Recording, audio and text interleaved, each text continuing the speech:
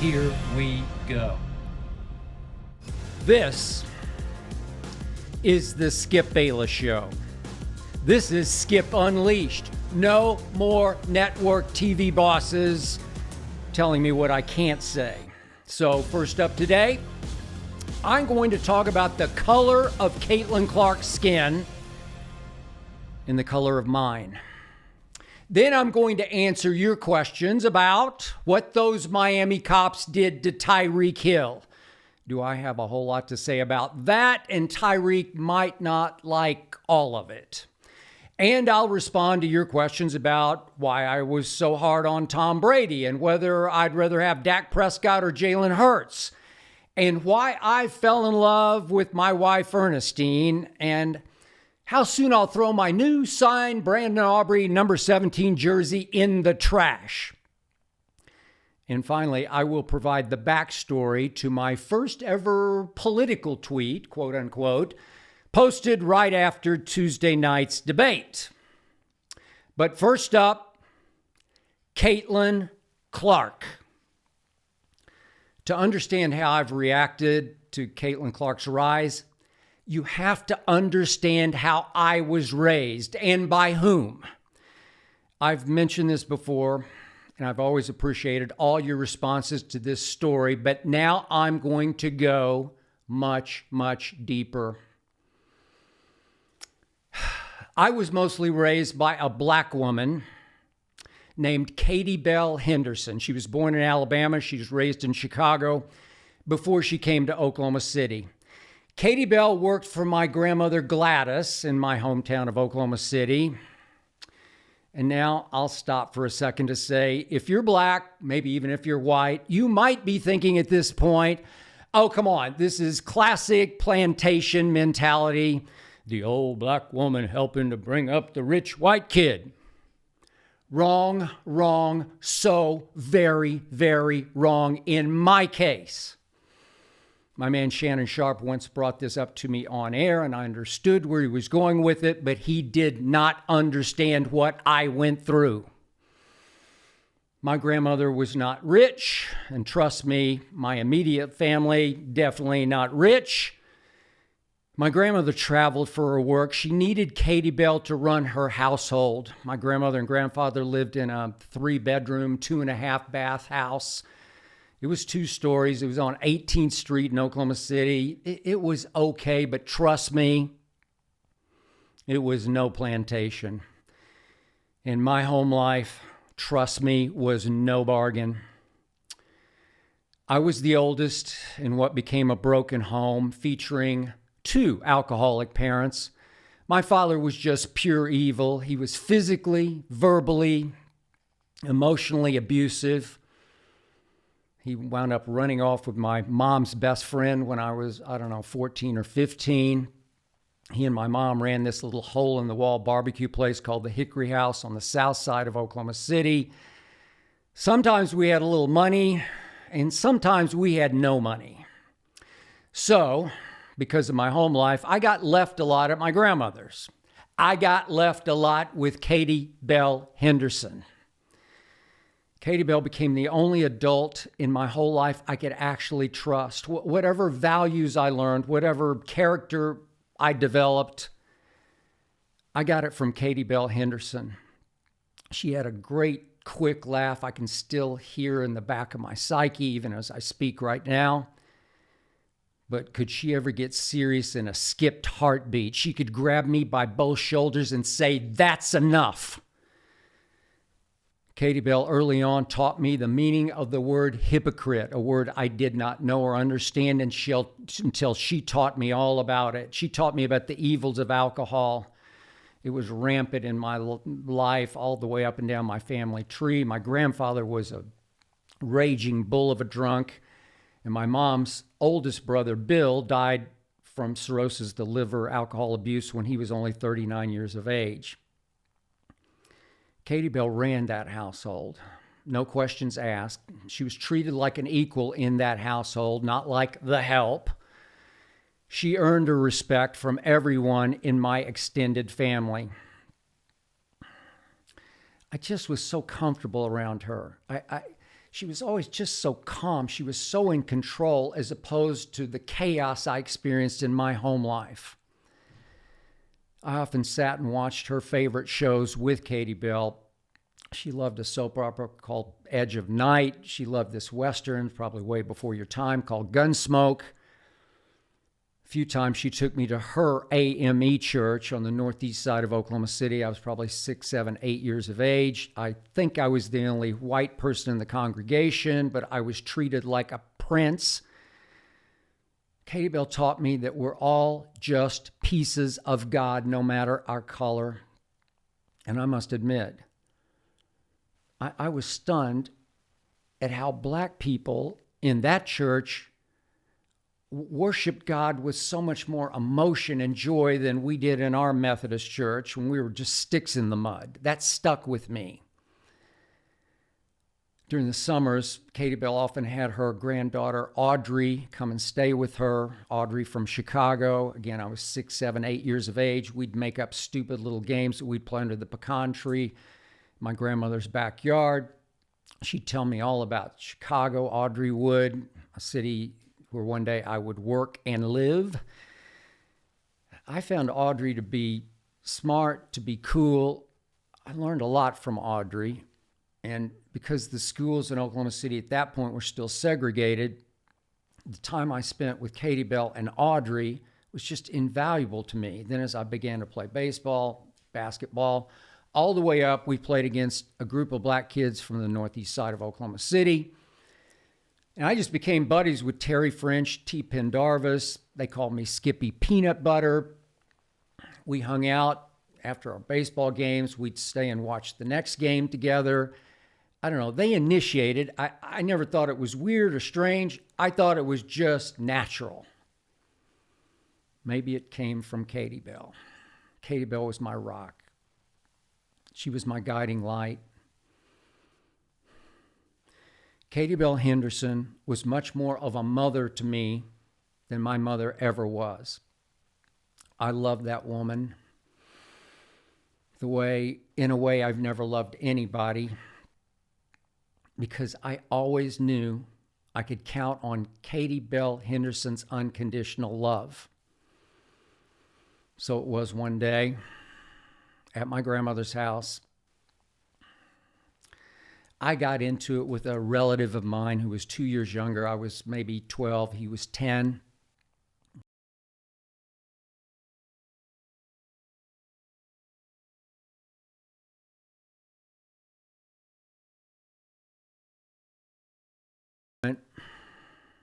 In front of Katie Bell, this very angry, very frustrated relative of mine suddenly blurted out to me, "You're a," and he used the N-word that ends in that hard ER, most evil word in our language. At 12, I knew what that word meant. I'm not sure he did. I was horrified and I was devastated for Katie Bell. Ripped my heart out, and I wanted to rip his heart out at that moment, but before I could say a word back, she marched straight over to my younger relative and she grabbed him by his lapels of his shirt and pulled him close to her face and said to him right in his face, "Don't you ever say that word again." I don't know for sure, but I'm pretty sure my younger relative never said that word again. Biggest reason I quit reading my Twitter mentions about 12 years ago was because I would constantly see that I was called an in lover.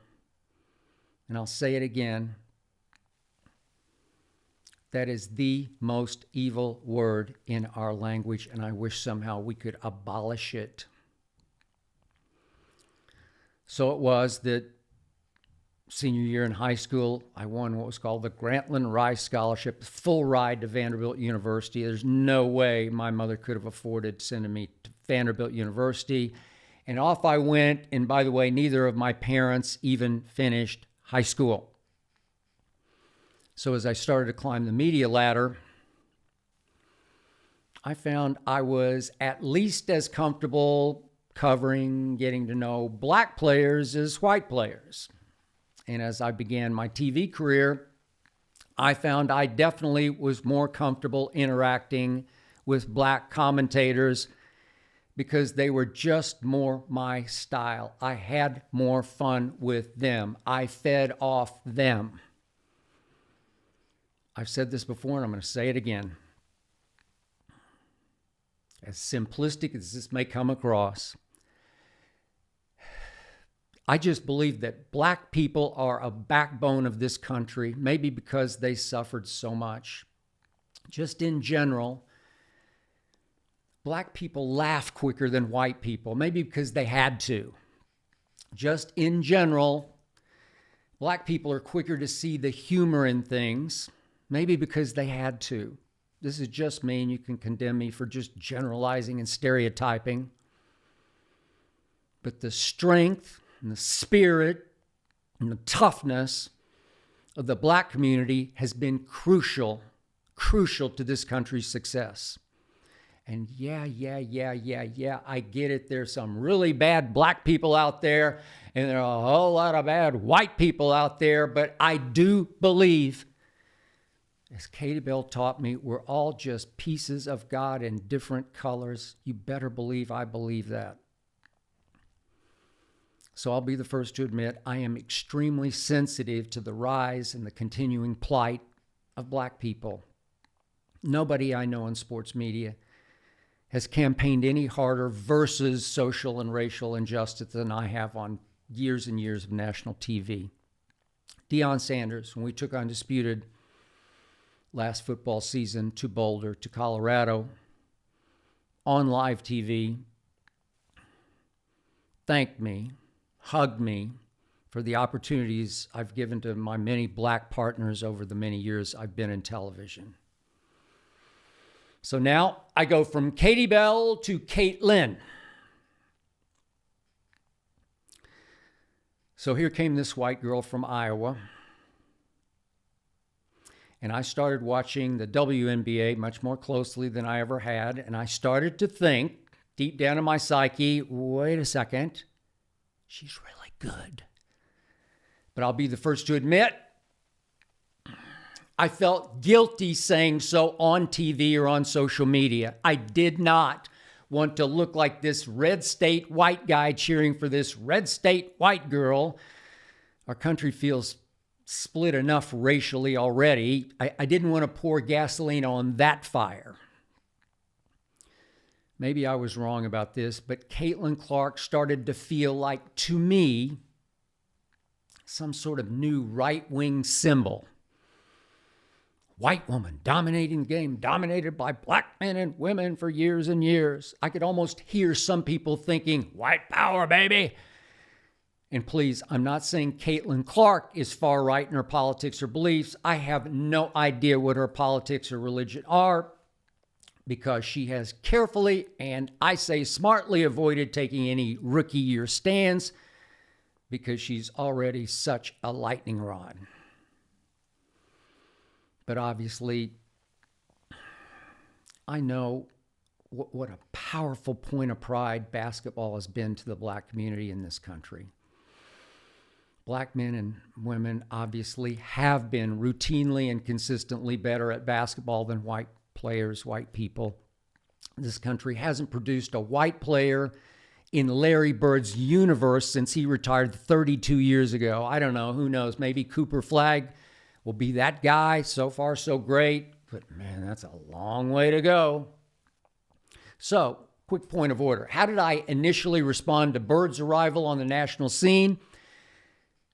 Would you believe I originally was labeled a Bird hater? I was there. It was 1979, Salt Lake City, Final Four. I was a Dallas columnist. Gil Brandt, the Cowboy draft master, annually conducted, hosted a hospitality suite at the Final Four, knew all the college basketball coaches in hopes he could find that rare college basketball player who could play football. Saturday night after the games, after I wrote my column, I hung out for a while in Gil's hospitality suite in the Marriott downtown Salt Lake. Gil pulled me aside, as he often did, whispered in my ear, little info I should know. He said that many of the best best white coaches in college basketball had pulled him aside in that hospitality suite and predicted Larry Bird would not make it in the NBA, that he was too, and I use Gil's words, too slow-footed, Gil Brandt told me. He said Bobby Knight said that. He said Dean Smith said that. He said many big-name coaches said that to him. Larry Bird had, if you recall, in the regional final game, victory over Arkansas to get to the Final Four at the end of the game, he'd actually slugged one of his Indiana State fans who dared to run on the court and run straight up to him. Just decked the guy.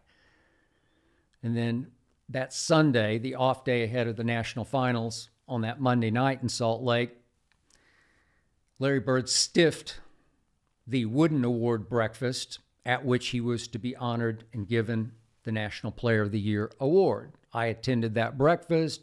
I wasn't happy he didn't attend. So I went straight back to my room and I wrote a very objective column about Larry Bird, but I included that there were, I was told, some coaches at the Final Four who did not think he could make it in the NBA. Maybe all this was subliminal. Maybe in part because of Katie Bell, my upbringing. I did not want to look like the white guy jumping for joy about the arrival of the great white hope, Larry Bird. Well, as you know, Larry Bird immediately in the NBA became the great white truth. And for the record, 4 years later, after a Celtic shoot-around at Reunion Arena in Dallas, Texas, I went up to Larry Bird and I apologized for what I wrote about him that day in Salt Lake City. But of course, the WNBA has had several white superstars before Caitlin, Breanna Stewart, Diana Taurasi, Sue Bird. But as great as they've been, they can't pass the ball like Caitlin can. They can't orchestrate and control games like Caitlin Clark can. No woman that I've seen has ever been able to jump shoot, wrist flick logo threes, Steph-like threes, like Caitlin Clark can. But for the first half of this basketball season, this WNBA season, I tried to flaunt my white-on-white objectivity. I said Angel Reese is the Rookie of the Year halfway through the season. I mean, after all, she was setting rebounding records as a rookie, while Caitlin was on her way to shattering the all-time single-season turnover record. I think she shattered it with 15 games to go. She's, as we speak, 70-odd turnovers ahead of the next woman in the WNBA in turnovers. Shockingly bad. Too many logo attempts were starting to hurt her three-point shooting percentage. This is mid-season. And too often she just quit shooting in fourth quarters as she deferred to her elders. At one point she said, "I lose sight of the basket." And I'm thinking, Caitlin, you're the greatest scorer in the history of women's or men's college basketball, and you lose sight of the basket? But the other day, I must admit, it hit me like Katie Bell Henderson telling me that's enough. I told myself it's not racist for me to like Caitlin Clark's game and to say so publicly. And I have no doubt some of the early resentment among black stars in the WNBA was caused from them reading their social media mentions, their comments, and deciding that Caitlin Clark had become the darling of the far right. I'm sure some of those black superstars read in their comments, "See what she's doing to the black people's game?" Now several WNBA stars, black and white, have criticized their commissioner for not properly condemning the Angel versus Caitlyn racial hate they've seen on their social media. And of course, the commissioner responded to a question about it in an interview. She said, if somebody's just typing and you wouldn't ask them for their advice, you should ignore them. And I do agree with that. But this runs way deeper than that, especially for the Black Stars. For the Black Stars, this is about white people saying Caitlyn is better because she's white. I get that. I appreciate that. But now I'm here to tell you in complete objectivity, obviously as a white guy, Caitlin Clark is becoming the best player in the entire WNBA, not because she's white, because she's that good. She's having Larry Bird impact, yet he was 6 feet 9 inches tall. She's a long arm 6 feet tall, but she's not the quickest. She's not the strongest. She's no leaper. Yet and still, since the Olympic break that she badly obviously needed, she's been the driving force of the hottest team in the entire league, despite her record turnovers. Why? Because she's that good. She's legit good. She's colorblind good. She's guilt-free good. She's apolitically good. She's real good. The WNBA's black superstars should thank their lucky stars for the record ratings Caitlin Clark is detonating, even if new fans are mostly white fans. It doesn't matter what color eyeballs are. So a couple of years ago, my wife Ernestine talked me into trying a shaman, a psychic named Joseph. He's a black man from New Orleans living in New York. She had tried him. She had interacted with him. She loved him. She really came to love Joseph. But I didn't really believe in psychics. I said, how do I do it? I'll try it. She said, call him. He'll talk you through it. I did. Seemed like a nice guy, but he said, please just ask me what you want to know. I was stammering around, not really into it. And suddenly, Joseph stopped me, interrupted to say, wait, somebody wants to join us.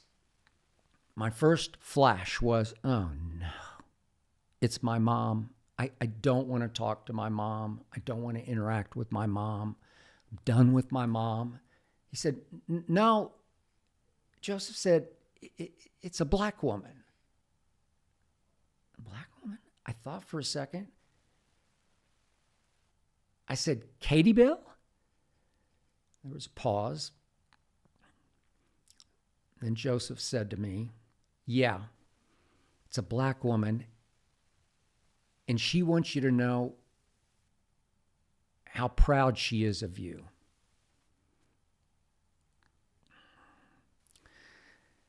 I know you're listening, Katie Bell. I love you with all my heart and soul. I thank God I had you in my life. I would not be here without having had you in my life. And I can't tell you how much I wish a whole lot of white people in this country had been raised by you.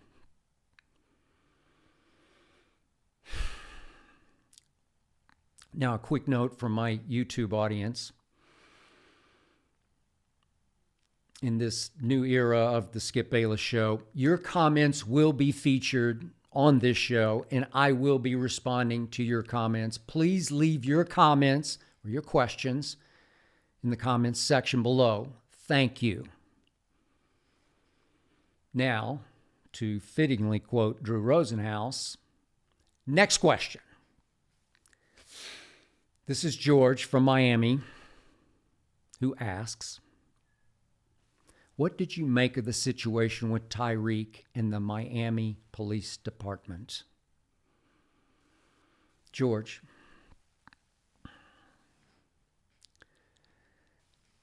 what those motorcycle cops did to Tyreek Hill after they yanked him out of his car, that was criminal. That was horrifying. That was terrifying. That was flat out sickening. I mean, to kick him, to chokehold him, to twice put him face down on the hot concrete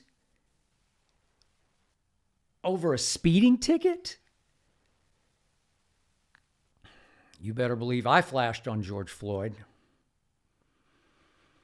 You better believe I flash back on all the times over the last 15 years I've stood on my soapbox on national TV and said we have to find some way to stop cops, mostly white cops, from killing unarmed black men and women.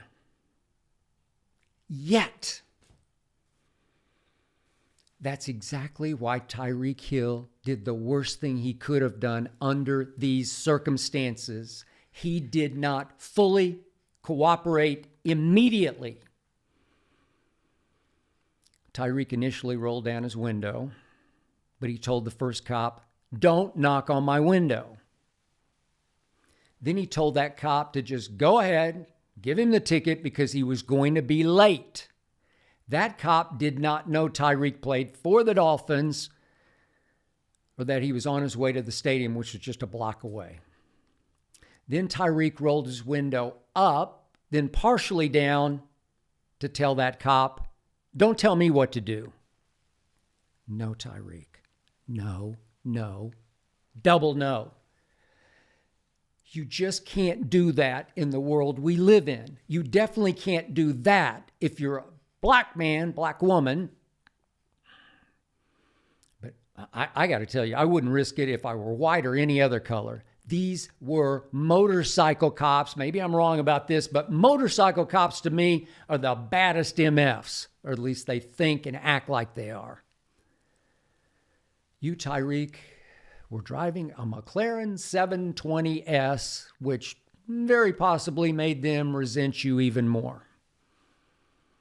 Not 1 minute into that first cop pulling you over, second motorcycle cop yanks your door upward and open, that wing door of yours on your McLaren, and criminal happened. Those cops obviously and shockingly abused their power. Yet, as the head of the South Florida Police Benevolent Association said, Tyreek Hill was quote unquote uncooperative. Well, he was in the first minute. He obviously did not deserve the shocking treatment that ensued, but I'm pretty sure he could have avoided everything that ensued by simply saying, "You got me, officer, I was speeding." And you hand over to the man your license and your registration. You swallow your pride. You smile. You force a smile. You just get through it because that police officer has all the power at that moment. And that police officer is fully capable of abusing it, especially if you're a black man driving a McLaren. At one point, when the two cops were abusing their power, Tyreek said, "I'm just being black in America." And one of the cops responded, "We're dark too, brother. We're people of color too. Don't play like that's special." And the resentment boiled over. It just wasn't worth it, Tyreek. That's the lesson here. Just as it was in a much less dangerous way for the world's best golfer, a white guy named Scottie Scheffler, who wound up in jail in Louisville because he didn't immediately fully cooperate with a white traffic cop, as Scottie Scheffler was simply trying to get into the grounds of the PGA Championship. You just have to smile. hand them your license, and say you got me. These guys are dangerous for anybody, but yes, even more so for black people. It's just not worth doing anything but fully cooperating immediately.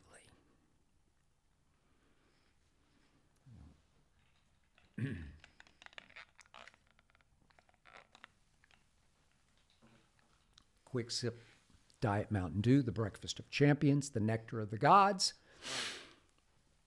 And now for the next question. This is Ollie from Austin.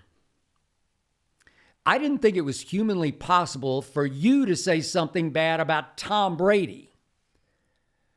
Ollie, I signaled this was coming in last week's episode. I don't work for Fox anymore. Now I'm free to say whatever I want about whatever I want. If I were working for Fox, there's no way I could say one word in critique of Tom Brady as a broadcaster. But I will repeat what I always said on Fox, on ESPN. As a quarterback, Brady was the runaway GOAT. But Sunday at halftime, then right after the Cowboy at Cleveland game, I tweeted a first-day critique of Tom Brady, the broadcaster. And as I feared, Brady went, "Aw shucks, gee whiz, Mr. Nice Guy." When Tom Brady was asked on air about his old team, the Patriots, shocking the Bengals, Tom Brady responded with, "It's a new year. Let's see who shines." Come on, Tom. No more Mr. Nice Guy. As a player, Brady publicly hid behind that nice guy image he so carefully cultivated. And he does have a lot of nice guy next door in him. But the reason he was the greatest player ever, and the reason I can argue he was the greatest leader ever, is because Tom Brady would flash his split personality. His dominant side. Psycho Tom, as I called his alter ego. That side of Tom Brady was a cold-blooded football killer. That side, that behind closed doors but out in the open field side, can be bitingly, piercingly, brilliantly sarcastic. That side annihilated Bill Belichick at the end of the Tom Brady roast on Netflix. Just some of that psycho Tom side will be crucial if Brady wants to become a GOAT football analyst. Aw shucks, gee whiz will take him only so far, not very far. Jason from Philadelphia asks, as a lifelong Eagles fan, it pains me to say this, but I believe if Dak Prescott was our quarterback last year and going forward instead of Jalen Hurts, we may have won the Super Bowl and would be in a better position to win it now. Well, Jason didn't actually ask that question. That's just his opinion. And Jason, is this a trick opinion? Are you joking? Are you being painfully sarcastic to me? Are you serious about this? Jason, your quarterback came within one mistake of winning the Super Bowl.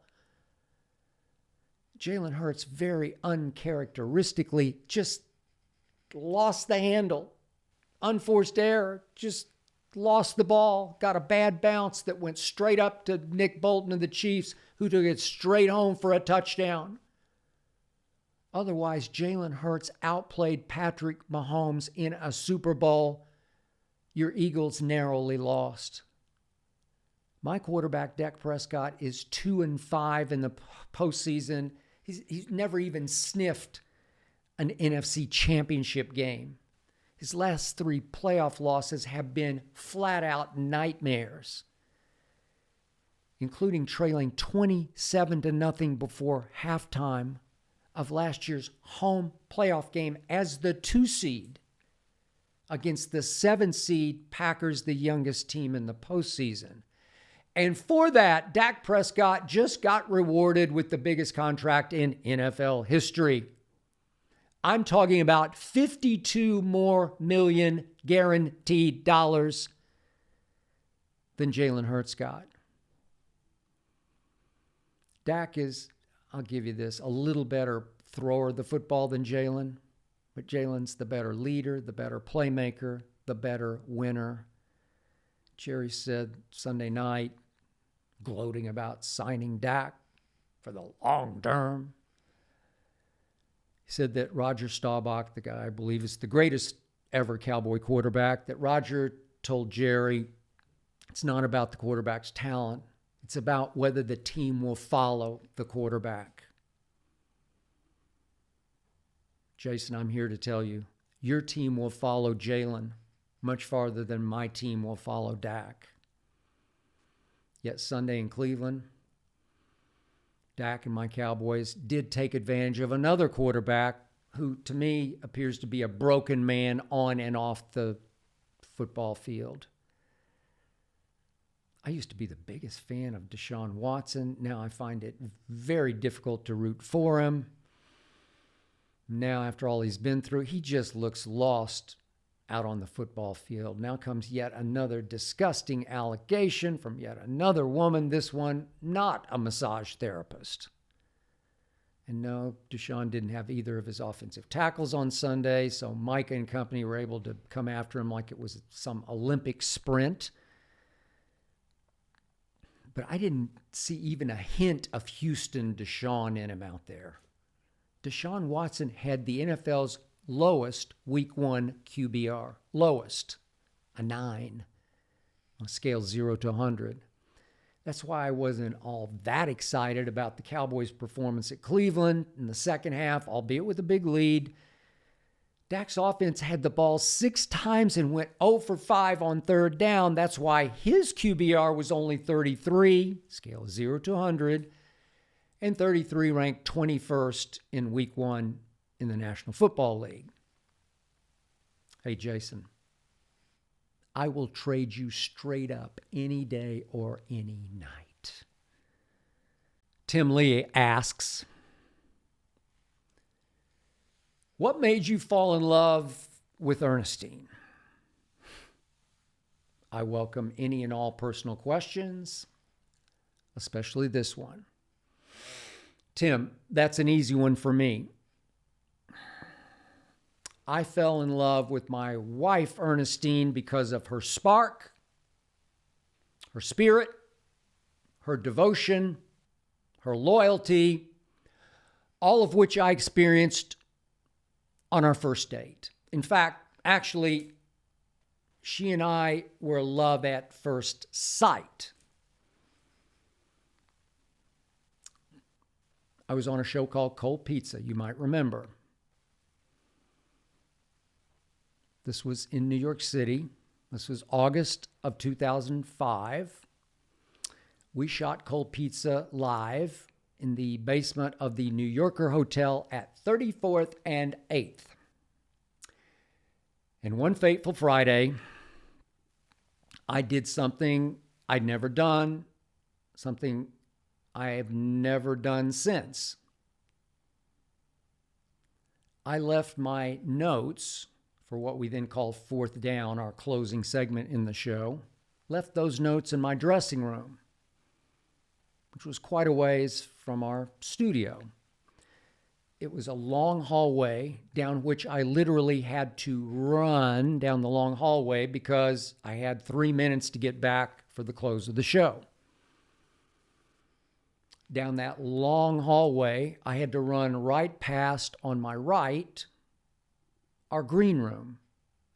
Guests were in the green room, people with them in the green room. I just glanced quickly to my right and came to a screeching halt because I caught the eye of this hot-looking woman who waved at me. I stopped. Do I know you? She said, I'm Ernestine. She came right towards me. Ernestine has big balls.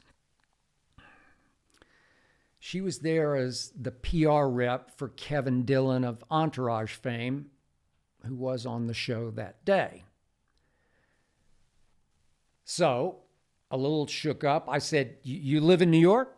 She said, "Yeah, she lives at 51st and 2nd, even though it was actually 52nd and 1st, but she got a little flustered because I was in such a rush, and she obviously hadn't planned on me running past the green room with the show going on. But she gave me her card. The rest was history. So for our first date, we went to this little pizza by the slice place on First Avenue. They even had cheeseless pizza, which I went for. And she hates me telling this story, but at that table in that little pizzeria that night, I soon just laid my cards right on the table for her. I said, "Just so you understand, if this goes anyplace, just know you'll always be number 2 to my work, which is my life." Hey, at least I declared myself right up front. She now likes to joke she at least became 1A. But you know what she immediately did? Immediately. She bought the ESPN, in those days, college football package so that on Saturdays, I could watch every college game I needed to at her apartment. She knew Sunday's NFL out of the question. Maybe that's why we've now been together for almost 20 years. But I do think she briefly considered leaving me last Saturday. So I was watching all at once my Oklahoma Sooners, my Vanderbilt Commodores, and Dion's Colorado at Nebraska. And in she rushed, holding the top of her head and saying she might have to go to the hospital. She quickly explained she was dragging in this heavy box of bottled water that had just been delivered. She wanted to get it out of the way, and that she had raised up too quickly and just smashed the top of her head on the countertop. So I quickly made her lie down on the couch. She said, am I bleeding? Quickly checked. Nope, no blood. She said, do I have a concussion? I said, I don't think so. You seem just fine to me. You're just going to have a big bump on your head. So I quickly suggested she get some ice on it, and I did. Good husband that I am. I did quickly run into the kitchen to fill a little baggie with ice that she quickly put on the top of her head.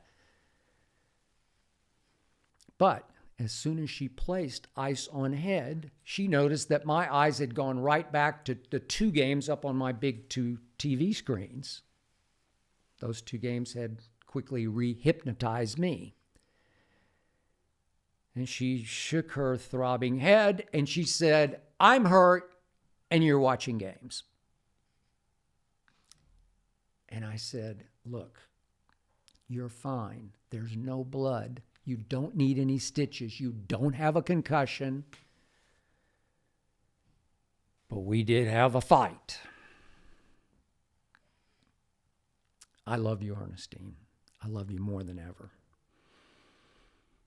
Hey, maybe we should even try doing a show together. How about Skip versus Ernestine? She's the only person who's ever beaten me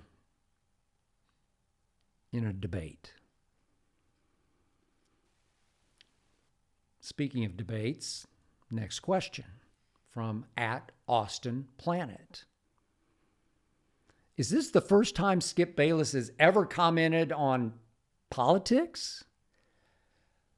Well, I didn't exactly comment on politics. I actually was critiquing just the debate, Tuesday night's debate, because debate has long been my specialty. Some people even call me the godfather of debate. So I reacted to Kamala Harris versus Donald Trump as if I just watched a game.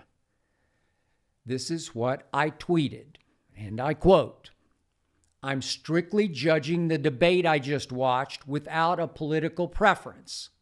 I give Kamala Harris a slight edge tonight because, surprisingly, she flustered Donald Trump more than he was able to fluster her. Period. End of tweet. So I was not commenting on what they said on any of their policies, just on how they said it, how they handled themselves in the debate format. She did keep her poise under his onslaught, and he obviously can be very intimidating in a debate format. But she did stand up to him, and she did respond to him with what came across as true passion and emotion without once appearing to lose her place or her train of thought. But yes, at Austin Planet, this was a departure for me, a new plunge, yet when it comes to debate, I am qualified to critique. Final question from Orlando, from Washington, D.C. How long until that Brandon Aubrey jersey gets thrown in the trash? Can you even throw it away since it's signed? Orlando. I did purchase a signed number 17 Brandon Aubrey jersey because my kicker has become the best player on my team at his position. Brandon Aubrey is even better as a kicker at his position than CeeDee Lamb is as a receiver at his position. I don't even like kickers. I hate place kicking. But now I have the best kicker in the National Football League. BA, as I call him, is now my Bank of America. Nothing but cash machine money. Orlando. I will never, ever need to throw away my signed number 17 Brandon Aubrey jersey. I'll never need to throw it in the trash because I now have the greatest kicker in the history of the world. As clutch as Adam Vinatieri was, he didn't have this kid's thunderfoot. I mean, Mike McCarthy on Sunday briefly considered letting Brandon Aubrey attempt a 71-yard field goal. 71! Justin Tucker's NFL record is 66. And BA had just made it from 66 yards, but it was nullified by a delay of game penalty. But I give McCarthy this. The winds were swirling in Cleveland, and he chickened out. I got it. But I have a prediction. Bank of America will make one from 70 pretty soon. Orlando, he's that all-time great. The point is, I won't part ways with my signed Brandon Aubrey number 17 by trashing it. But I might ultimately decide to sell it because it's soon going to be worth a whole lot of cash money. How about that, cowboy? That's it for today's episode of Skip Unleashed. Thanks to Tyler Korn for producing. Thanks to Ernestine for overseeing. And especially thanks to Hazel for approving. See you next week.